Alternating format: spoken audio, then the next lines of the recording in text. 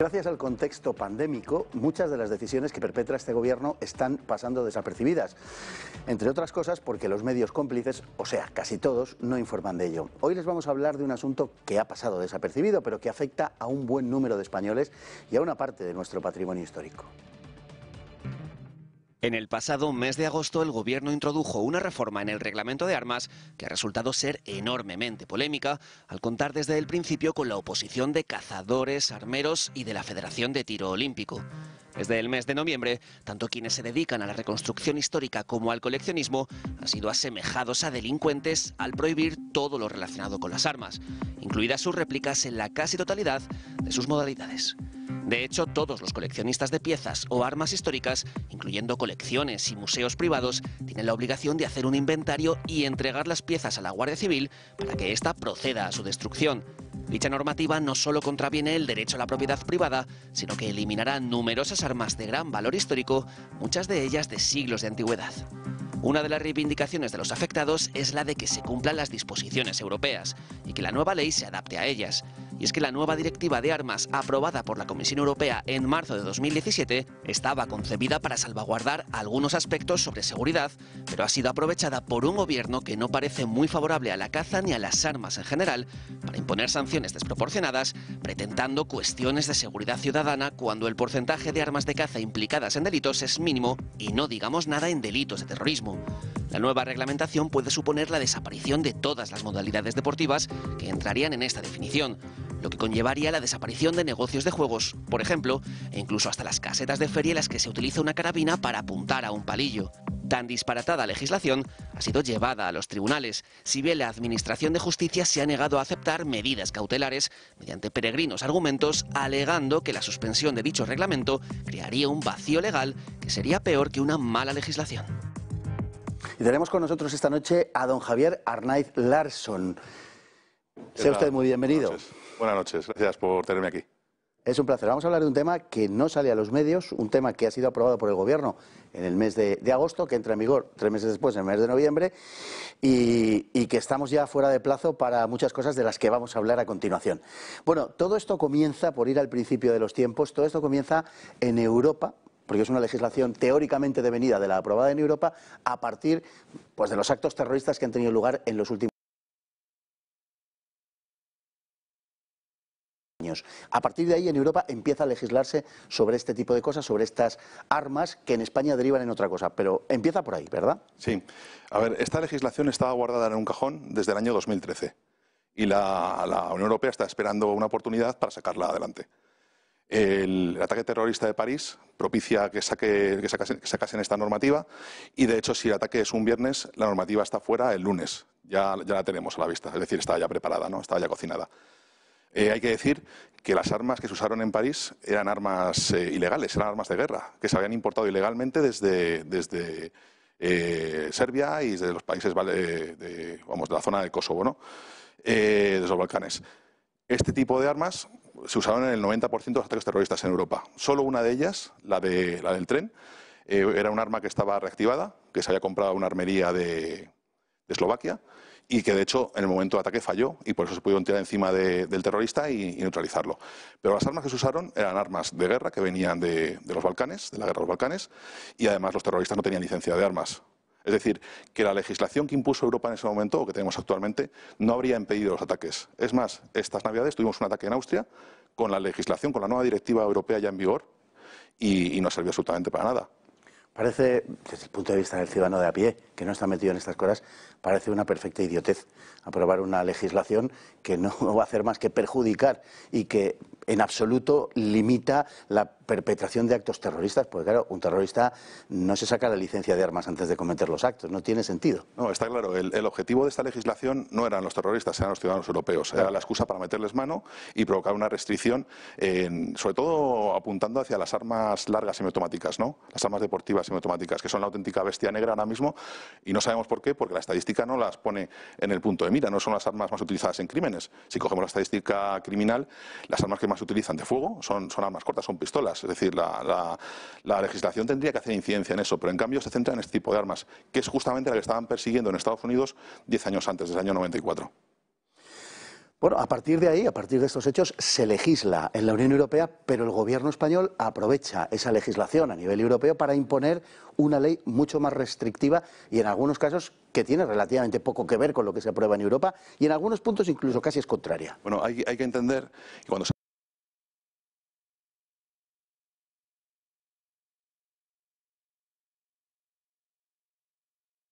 aprobó esta normativa en Europa, los países del este se opusieron radicalmente porque ellos ya habían vivido este tipo de restricciones, ¿no? Y de hecho ellos ya habían vivido confiscaciones de armas previas a las invasiones soviéticas, entre ellas pues, la República Checa. Entonces, esta normativa tiene un choque frontal por parte de los países del este, solo la apoyan los países más globalistas, ¿no?, de la Europa occidental, y al final pues se llega a un ten con ten y bueno, se deja abierto, se pone una normativa que es dura, y se dejan 4 excepciones abiertas para que los países puedan aplicarlas. Si un país aplica las 4 excepciones, la normativa queda prácticamente difusa, o sea, no tiene fuerza, no tiene vigor. Y bueno, pues se aplican pues, excepciones a los cargadores, para que no se prohíban, a las armas que pasan a categoría A, que son las armas antiguas, que eran armas de guerra, que se convierten en semiautomáticas, se civilizan, pues se provee una excepción para ese tipo de armas, para que los agentes de las fuerzas y cuerpos del Estado puedan seguir teniendo armamento que queda restringido y accesorios que quedan restringidos, como los cargadores, y luego pues a los coleccionistas, para que no tengan que rendir sus colecciones. Hay que tener en cuenta que en Europa había colecciones con armas automáticas, que aquí están prohibidas, y la normativa las prohíbe. Entonces se da una excepción para que esos coleccionistas puedan seguir manteniendo esas armas automáticas. Pero en España, por ejemplo, según la normativa actual, las reconstrucciones históricas, que además en los últimos años estaban en auge, reconstrucciones históricas en torno a batallas, algunas de la época moderna, otras contemporánea, van a ser inviables. Sí, en España hemos cogido la parte más restrictiva, o sea, no hemos aplicado ninguna de las excepciones. Alguna respecto a los CEDME, pero porque prácticamente es nula, porque equivale a que si tú tienes un CEDME-C, que es un arma que queda prohibida por la nueva ley, te lo puedes quedar hasta que te mueras, pero no puedes ni transferirlo, ni traspasarlo, ni lo pueden heredar tus hijos, es decir, lo tienes ahí como un bien en usufructo y en el momento que te mueras, pues eso va a la fundición, ¿no? Y bueno, con el tema de recreación histórica, la legislación es tan dura que llega a aplicarse sobre las armas de calamina, las armas de recreación, las armas de fogueo. Entonces, prácticamente todos aquellos que usaban armas reales con sistemas para utilizarlas, para poder disparar fogueo, ya no pueden seguirlas usando, ¿no? Son armas prohibidas, pasan a categoría A, muchas de ellas. Y las que quedan, incluso las de calamina y réplicas, las tienen que meter en el libro de coleccionista. Es una cosa completamente absurda. Un arma de calamina es un arma de juguete. Es como si yo cojo un palo, le doy forma de arma y lo uso pues como atrezo en una película, ¿no? Entonces se llega a ese nivel de ridículo. Más todo el tema de armas de aire comprimido y tal, que también quedan legisladas. O sea, por ejemplo, las escopetas con las que se tiran los pájaros de perdigones, ¿esto en qué situación queda? ¿Eso ha quedado aparte? Eso ha quedado, España las ha regularizado, ha pasado, por así decirlo, la bola a los ayuntamientos, pero ahora hay una legislación que casi nadie entiende. O sea, se entiende que se pueden poseer hasta 6, que hay que sacar una tarjeta que te tiene que dar el ayuntamiento, en teoría no puedes moverla fuera del término municipal. O sea, una serie de normas que son casi imposibles de seguir, muy absurdas. Lo que parece claramente, y se infiere de la situación jurídica que han creado, además de un desconcierto total, es que hay un objetivo claro, y hay un objetivo que es ir contra determinados sectores de población. Aquí, una cosa que hemos visto, por ejemplo, ¿no?, desde que se empezó a negociar la normativa europea en Bruselas, es que había países que defendían a sus ciudadanos y había países que no, que lo que hacían era venderles. Entonces, en el caso de España... Ya me imagino en qué lado estaba España. Era claro, ¿no? Mientras que los países, por ejemplo, Polonia, Finlandia, sus políticos defendían a los ciudadanos y evitaban que la norma fuese a peor, aquí era más restricción, más prohibición, más de todo, ¿no? Y bueno, pues eso nos parece bastante curioso, porque no solo eran los altos funcionarios que fueron a Bruselas, sino también los políticos españoles que hacían lo mismo, iban por ese mismo camino, ¿no? Y nos sorprende, porque parece que hay un interés superior que desconocemos, que implica que los derechos españoles tienen que ser supeditados a ese interés. Y a nosotros pues, una cosa nos parece bastante grave, ¿no?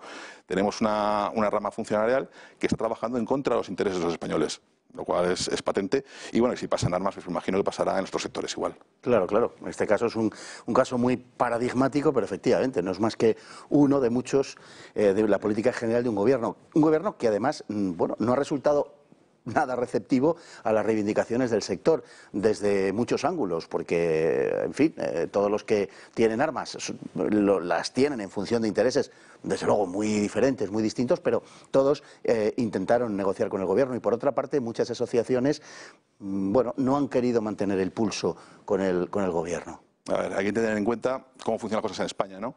A nivel de negociación de la ciudadanía con la administración o con el Estado, se sigue mucho el nivel sindical. O sea, hay unos sindicatos que en teoría velan por los derechos de los trabajadores, pero que están subvencionados por por la propia administración. Evidentemente no van a ser fuertes. Pues con el tema de las federaciones pasa lo mismo. El CSD les inyecta todos los años cientos de miles de euros y, claro, tú evidentemente no vas a pelear contra una administración que te está inyectando dinero. Eso es lógico, ¿no? Y eso es algo que hemos visto. Aquí la normativa en España se ha ido degradando desde el año 93. Han sido muchos años y nadie ha hecho absolutamente nada. Se han hecho pues siempre cosas de mínimos, ¿no? Cuando ya algo era escandaloso, pues a lo mejor alguien hacía algo. Y a la hora de nosotros de negociar con el ICAE, en este caso, hemos visto que las exigencias de las federaciones siempre están muy por debajo de las nuestras.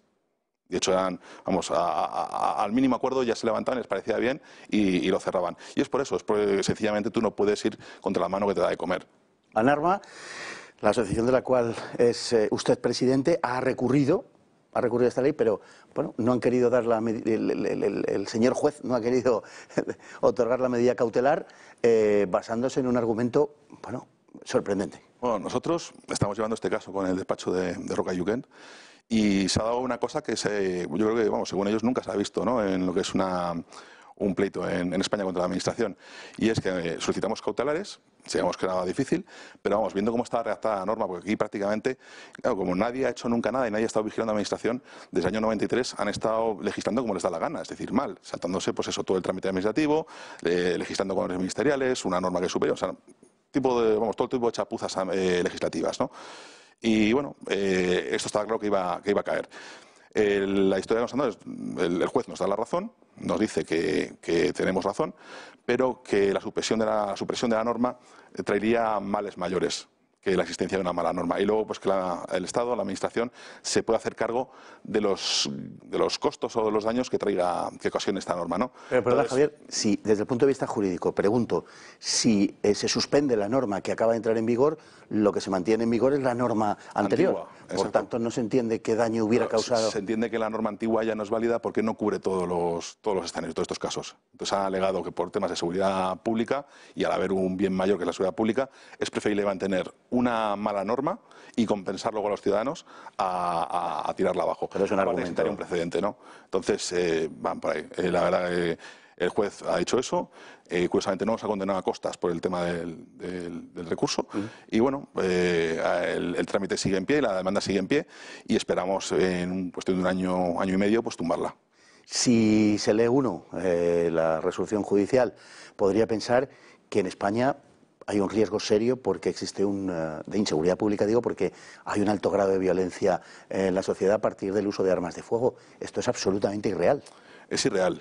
La estadística demuestra que el uso de armas legales en crímenes es prácticamente nulo. Claro. Está habiendo una escalada, pero está habiendo una escalada por las armas ilegales que vienen de fuera. Claro. Como hemos comentado, la normativa actual no tiene ninguna incidencia sobre las armas que vienen de forma ilegal a España y entran principalmente a través del estrecho, ¿no?, a través de las redes de tráfico ilícito de personas y tráfico de drogas. O sea, el camino lo tienen hecho. Y estamos viendo pues, que todas las mafias en el sur de España se están armando con armamento de guerra, con Kalashnikov. De hecho, ya está habiendo ajustes de cuentas en que se usan armas de este tipo, ¿no? Y eso nos parece bastante grave. Y es lo que venimos denunciando, que la norma no está hecha para el criminal. Al criminal le atacas endureciendo las penas por el uso de estas armas y luego cerrando de raíz las vías de entrada de estas armas, cerrando las redes de tráfico de personas y las redes de tráfico de drogas. Pero claro, no hay voluntad de cerrar las redes de tráfico de personas, eso es evidente, ninguna, y claro, eso es pues una autopista para todo el tema de armamento ilegal que entra en España. De hecho, llegan a aparecer Kalashnikov tirados en las playas en verano, o en papeleras en Marbella, ¿no?, y en la Costa del Sol. Entonces nos parece muy grave. Y esto pues nadie tampoco dice nada. Y evidentemente pues se incide sobre nosotros, sobre el ciudadano que cumple la ley, pero a los criminales, como no la cumplen, pues les da igual y tienen vía libre. O sea, la resultante de toda esta historia es que el ciudadano honrado y decente es desarmado y, en cambio, los delincuentes están armados hasta los dientes. Este es el panorama que tenemos. Ese es el panorama, pero la realidad es que la norma está hecha contra el ciudadano. O sea, el objetivo no es combatir la delincuencia, es combatir al ciudadano. Sí, claro, está claro. Es desarmar a la ciudadanía. Evidentemente aquí hay un plan que se lleva ejecutando desde varios años, que parte inicialmente desde Naciones Unidas y de ahí se extiende a Estados Unidos y se extiende a Europa, que apuesta por el desarme ciudadano. Y bueno, es evidente, ¿no? O sea, se usa cualquier excusa, ya sea pues en el tema de Estados Unidos, cualquier matanza en un colegio o cualquier masacre, como excusa emocional para aplicar nuevas restricciones. Y aquí pues pasa lo mismo. Tenía la norma guardada en el cajón desde el 2013. Europa es era socialmente mucho más estable y mucho más pacífica, pero cuando esto ha empezado y ha habido el primer atentado serio, han aprovechado para implantar la norma y restringir los derechos de los ciudadanos, no de los terroristas. Es una cosa curiosa, sí. A partir de restringir esos derechos de los ciudadanos, los terroristas van a actuar menos, por lo visto, ¿no? Bueno, la cosa ha llegado a tal punto que Netflix necesitaba rodar una escena en la que había armas y no lo ha podido rodar por causa de la existencia de esta normativa. Se ha tenido que ir a otro país y han quedado bastantes personas en paro. Sí, aquí se hablaba de hasta 30.000 empleos, hasta 3.000 directos y luego los subsidiarios, ¿no? Y se han perdido. O sea, es curioso que una inversión gorda por una serie que iba a durar unos 8 o 9 meses no se puede rodar por las restricciones de armas que hay en España. Entonces, claro, lo que han hecho ha sido irse a Marruecos, donde les han puesto menos pegas. Y es curioso porque España es un país que es productor de cine, es productor de un montón de películas se rodan en exteriores aquí por nuestro clima, por la facilidad, por los costos, pero ahora mismo con esta ley pues un montón de películas bélicas se van a dejar rodar en España y se van a ir seguramente pues a Marruecos o a otros países. Pero bueno, aquí es de lo que estamos hablando, ¿no? Ahora mismo los funcionarios, la administración, no está defendiendo la economía española, no está defendiendo a los ciudadanos españoles, no está defendiendo nuestros derechos. Está defendiendo otra cosa, que sabemos lo que es, pero a costa de vender aquí nuestros derechos y destrozar nuestra economía. Y no nos queda mucho tiempo, pero ¿cómo ves el futuro? Porque desde luego en este terreno, concretamente, porque desde luego no parece pintar nada bien. Al final esta normativa va a poder ser modificada. ¿Tenéis alguna esperanza de que a través de resoluciones judiciales, en fin, se obligue al gobierno a modificarla, a replantearla de alguna manera? Bueno, nosotros vemos que nos estamos enfrentando a algo bastante grande. Claro. Es algo que nos sobrepasa muchísimo. En esta agenda que hay globalista, las armas son el primer bache, ¿no? Entonces van a saco contra ellas. El problema es, claro, que nosotros somos una asociación pequeña, estamos combatiendo contra ello, pero conseguiremos seguramente revertir, tirar abajo la norma normativa, pero claro, esto viene de mucho más arriba, esto viene de Europa, viene de Naciones Unidas y no se va a terminar aquí. Entonces el futuro que vemos es que es bastante negro, salvo que la gente despierte y se dé cuenta de lo que está pasando, empiece a votar a políticos que realmente defiendan sus intereses, defiendan su patrimonio, defiendan su economía, su identidad y aparte de eso, pues que exijan que los funcionarios públicos hagan lo mismo, que defiendan a los españoles, ¿no? En vez de atacarles. Entonces creemos que es necesario eso, que la gente despierte y se dé cuenta de qué es lo que viene, que esto no es más que la primera piedra en el camino de esta agenda radical que viene. Yo creo que cualquiera que vea 10 años vista cómo ha ido su salario o cómo han ido sus impuestos, se da cuenta que su salario ha bajado, sus impuestos han subido y luego que sus libertades se han ido restringiendo poco a poco por el camino, ¿no? Y bueno, pues las armas no es más que una gran barrera en eso y me imagino que en cuanto desaparezcan la agenda pues irá mucho más rápida. Forma parte de un diseño ideológico, pues, porque se corresponde con una determinada visión de la sociedad, al menos supuestamente desde... Forma parte, sí, de un determinado diseño del mundo que nos quieren vender, en el que todos vamos a ser muy felices, todos vamos a ser iguales, igualmente de pobres, y bueno, estaremos a expensas de una élite que nos va a proveer y nos va a dejar vivir, ¿no? Sin diferencias, sin nada. Y esa es la realidad. El globalismo no es más que el socialismo 5.0. Es otra forma de venderlo. En Estados Unidos son mucho más conscientes de lo que está viniendo. Ahí hemos visto cómo se han comportado, cómo han robado legalmente unas elecciones para echar a Trump, porque era su bestia negra actualmente, y bueno, pues en el resto del mundo siguen avanzando. Hay países que van a ir más lentos, como son los países del este, que ya saben lo que viene, o ya han pasado por esto, y luego los países globalistas, como la Europa occidental, pues va a ir mucho más rápido. Don Javier Arnaiz, pues muchísimas gracias por estar con nosotros. Seguiremos este tema y cualquier alteración básica que haya en este asunto, daremos cuenta de ella y contamos con usted para que nos lo cuente precisamente. Pues muchas gracias por invitarme. Muchísimas gracias. Y nosotros nos vamos hoy con la frase del día, que dice que las armas tienen por objeto y fin la paz, que es el mayor bien que los hombres pueden desear en esta vida, y es de don Miguel de Cervantes, nada menos. Muy buenas noches.